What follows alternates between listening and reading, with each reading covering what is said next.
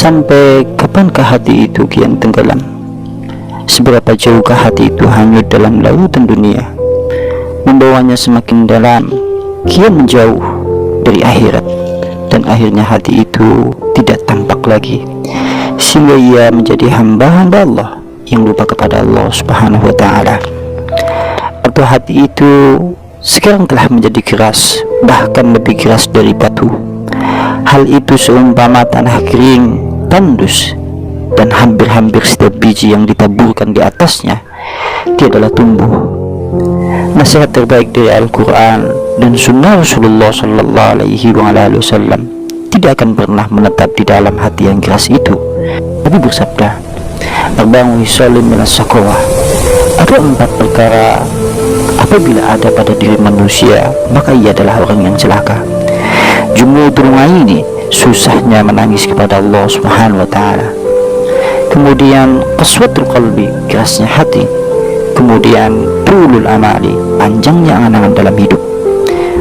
Kemudian hubbud dunya, dan cintanya terhadap kehidupan dunia.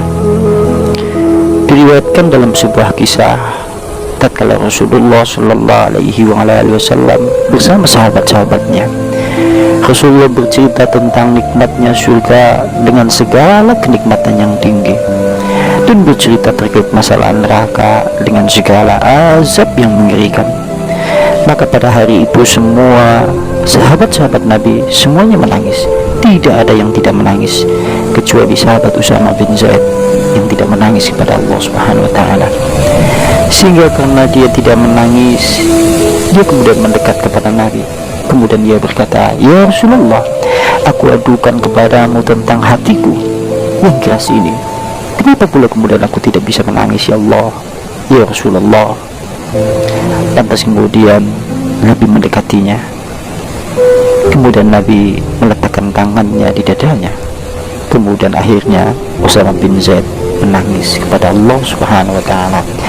Lalu kemudian Nabi berkata, "Jumudul aini min qaswatil qalbi." Susahnya menangis kepada Allah karena kerasnya hati.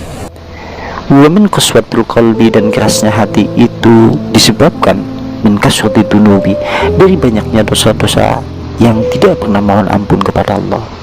Wa min kasrati dunubi, dan banyaknya dosa-dosa kepada Allah Subhanahu wa Ta'ala yang tidak pernah dimohonkan ampun kepada Allah. Wa min nisyanil mauti, itu diakibatkan dari lupanya kepada kematian. Wa nisyanil mauti, dan lupanya kepada kematian.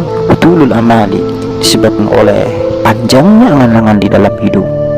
Utulul amali, dan panjangnya manusia angan-angan di dalam hidup, menunda-nunda taubat, menunda-nunda kebaikan, menunda-nunda untuk datang menuju kepada Allah untuk bersimpuh mohon ampun.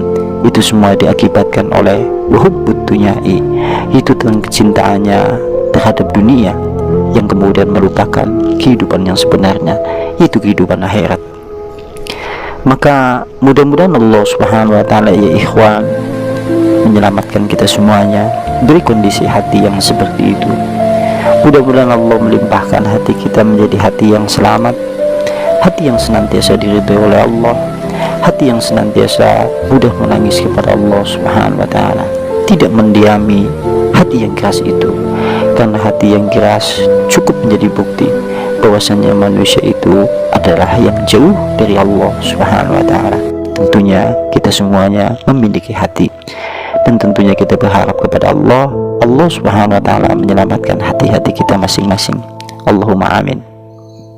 Wahai dunia, sesungguhnya sudahkah engkau beritahu kepada seluruh manusia bahwa yang mencintaimu tidak kunjung habis segala kepayahannya, dan yang senantiasa merindukanmu tidak habis pula segala kelelahannya, dan hampir semua yang senantiasa menantimu sungguh tidak kunjung akan mendapatkannya. Rasulullah Sallallahu Alaihi Wasallam bersabda dalam sebuah hadis, "Ma dunya fil akhirah illa mithlu ma yaj'alu ahadukum usba'ahu fil yami falyanzur bima yarji'." Nabi bersabda, tidaklah dunia ini dibandingkan dengan kehidupan akhirat kecuali seperti jari yang dicelupkan salah seorang di antara kalian ke dalam lautan yang cukup luas, lalu ditarik kembali, maka lihatlah berapa banyak air yang menempel pada jari itu. Kalau seandainya engkau mencintai dunia, sungguh dunia tidak akan membawamu ke dalam keabadian. Kalau engkau senantiasa berpayah-payah kemudian untuk meraih dunia, sungguh dunia semakin akan jauh meninggalkanmu. Dan kita memiliki kehidupan setelah kehidupan ini, yaitu kehidupan akhirat, kehidupan yang jauh abadi, kehidupan yang sesungguhnya jauh diminati oleh segenap hati untuk menuju kepada Allah Subhanahu wa Ta'ala yang Maha Pengasih lagi Maha Penyayang. Apa yang sesungguhnya manusia keluhkan dalam hidup?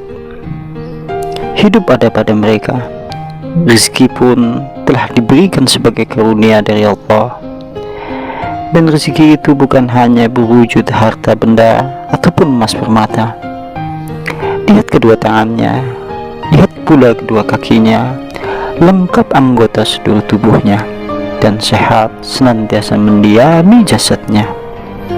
Mengapa manusia tidak bersyukur? Mengapa manusia tidak beribadah kepada Allah? Apakah hanya kekurangan harta, lalu hal itu menyebabkan dia tidak bersyukur, tidak beribadah? Seakan-akan ia lupa terhadap harta benda kekayaan yang ada pada tubuhnya. Berapa harga yang harus dibutuhkan untuk membeli kedua telinganya?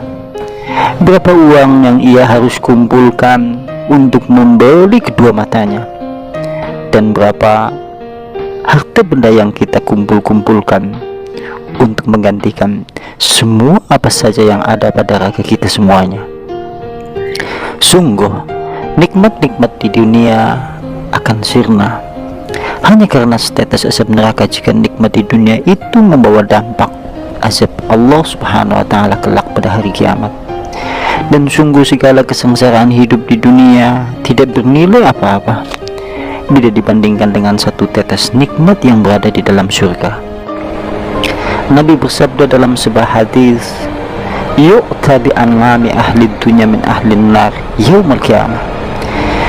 Nanti kelak akan didatangkan orang yang paling nikmatnya di dunia, tetapi kemudian dengan nikmatnya di dunia itu, dengan kekayaannya itu, dia menjadi ahli neraka pada hari kiamat.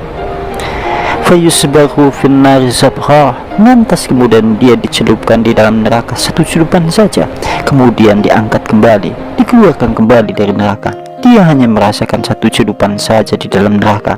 Summa yuqallu laha, kemudian dikatakan kepadanya, ya bna Adam, wahai anak Adam, hal ra'aita khairan qat, apakah engkau melihat kebaikan di dalamnya, itu di dalam neraka? Hal marabbika na'imun qat, apakah kemudian engkau merasakan yaitu kenikmatan di dalam neraka? Fayaqulu, lantas kemudian hamba tersebut menjawab, la wallahi, tidak demi Allah wahai Tuhanku. Seakan-akan hadis ini mengisyaratkan kepada kita semuanya bahwa seandainya ada pada manusia kenikmatan harta benda sepanjang usianya, lantas kemudian itu membawa dampak terhadap siksa di dalam neraka, hanya dibalas dengan satu celupan di neraka, satu tetes yaitu azab di dalam neraka, menghilangkan semua cerita kenikmatan dulu tatkala kita ada di dalam dunia. Kemudian Nabi melanjutkan hadisnya, wa yu'ta bi asyadin nas bu'san fid dunya min ahlil jannah, nanti akan didatangkan pula orang yang paling sengsaranya tatkala dia hidup di dunia, akan tapi dengan kesengsaraan itu dia menjadi orang yang bersyukur, beribadah, bersujud kepada Allah, sehingga dia menjadi ahli surga. Fayusbahu sabkhatan fil jannah, lantas kemudian hamba itu dicelupkan di dalam surga satu celupan saja, lantas diangkat kembali, dikeluarkan kembali.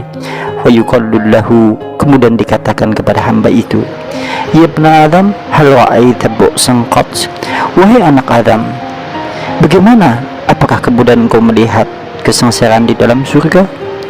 Hal marabbika syiddatan qat, apakah pula kemudian engkau merasakan penderitaan di dalam surga? Fayaqulu, lantas hamba itu menjawab, la wallahi, tidak demi Allah wahai Tuhanku. Aku tidak merasakan di dalam surga kesengsaraan sedikit pun, dan aku tidak merasakan penderitaan di dalam surga sedikit pun. Coba kita lihat di sini, seakan-akan kalau seandainya manusia merasakan sengsara hidup di dunia sepanjang hidupnya, akan tetapi hal itu menjadikan dia ahli surga, lantas kemudian hanya dibalas dengan satu cedupan di dalam surga, satu tetes nikmat surga saja, menghilangkan semua kenangan dulu tatkala kesengsaraan yang ia rasakan tatkala hidup di dunia. Kalau seandainya manusia memahami ini, harusnya mengajak hatinya untuk mencerna tentang segala apa yang ada padanya. Jika hati itu masih di tempatnya, pasti rasa syukur itu ada, dan air mata barangkali tidak mengalir sekian lama. Allah senantiasa menunggu sampai engkau tahu hakikat syukur yang sebenarnya, beribadah kepadanya, dan memohon ampun kepada Allah Subhanahu